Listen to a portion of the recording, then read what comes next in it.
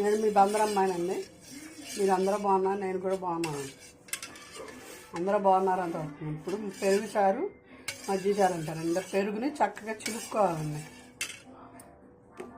చిలికిన తర్వాత కొంచెం టేస్ట్ తగ్గ ఉప్పు, రుచికి సరిపడా ఉప్పు వేయాలండి.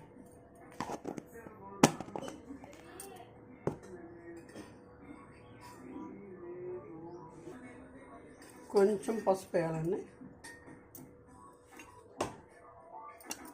కొన్ని ఉల్లిపాయలు వేసుకోండి. మా అబ్బాయికి ఎక్కువ ఉల్లిపాయలు ఇష్టం, అందుకే ఎక్కువ ఉల్లిపాయలు వేస్తాను పెరుగు చారులో. మీరు ఎంత టేస్ట్కి ఇష్టపడతారో అంత ఉల్లిపాయలు వేసుకోండి. కొంచెం అంటే కొంచెం కారం వేసుకోవాలి. ఇది ఇంట్లో పట్టించిన కారం అండి.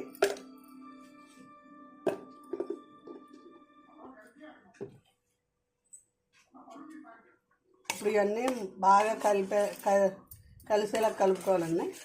అంతలోగా పొయ్యి మీద తాలింపు వేసుకున్నామండి. ఇది 2 రకాలుగా చేసుకోవచ్చు అండి.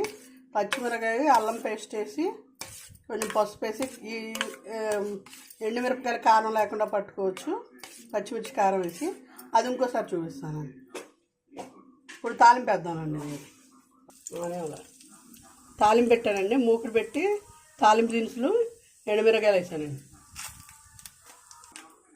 తాలింపు వేయకపోతుంది కదండి, కొంచెం కరివేపాకు వేయాలి. కరివేపాకు వేసినప్పుడు కొంచెం దూరంగా ఉందండి. తర్వాత కొంచెం ఇంగు వేయాలండి. ఇంగు వేస్తే ఆ టేస్ట్ వేరే ఉంటుంది. ఇంగు వేసి కలిపి పొయ్యి చేయడమేనండి. అయిపోయింది. ఇప్పుడు ఈ తాలింపు కొంచెం చల్లారి వేయడమేనండి. మజ్జిగ చారు పెరుగు చారు అయిపోయినట్టేనండి.